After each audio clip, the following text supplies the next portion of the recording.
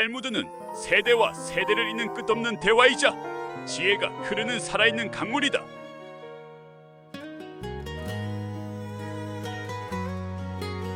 나는 오래된 골목 끝에 있는 작은 회당 앞에 서 있었다.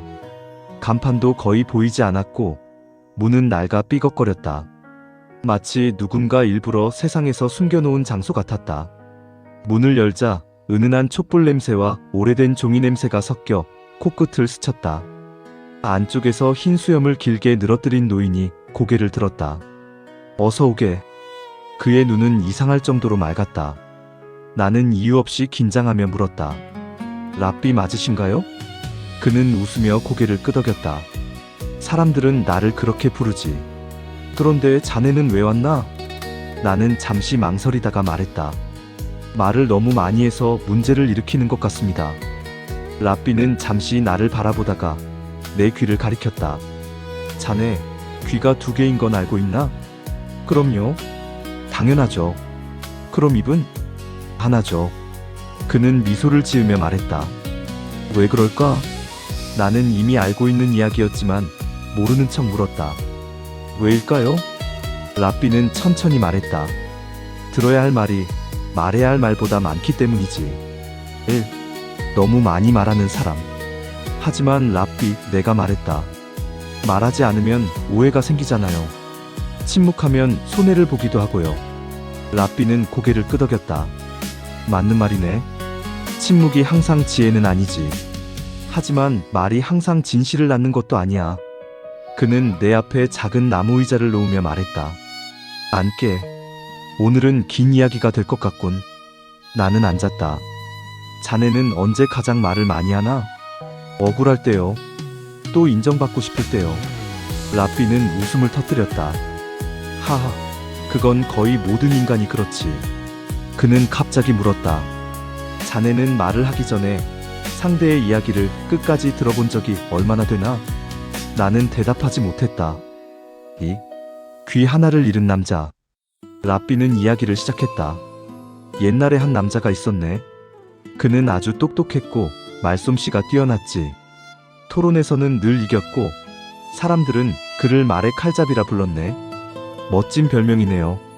하지만 그에게는 문제가 있었지. 랍비는 자신의 귀를 가볍게 만졌다. 그는 듣지 않았네. 듣지 않았다고요? 귀는 있었지만 마음의 귀가 닫혀 있었지. 그 남자는 항상 말을 끊었고 상대의 말이 끝나기도 전에 반박했다. 사람들은 처음엔 감탄했지만 점점 그를 피하기 시작했다. 그러던 어느 날 그는 사고로 귀 하나를 잃었네. 헉! 그런데 재미있는 건 랍비가 웃으며 말했다. 그제야 그는 처음으로 사람들의 말을 듣기 시작했지. 3. 말은 칼이고 귀는 방패다. 랍비, 내가 물었다. 왜 귀를 잃고서야 들을 수 있었을까요? 그는 그제야 깨달았기 때문이네. 무엇을요? 말은 칼이고 귀는 방패라는 사실을. 랍비는 천천히 말을 이었다.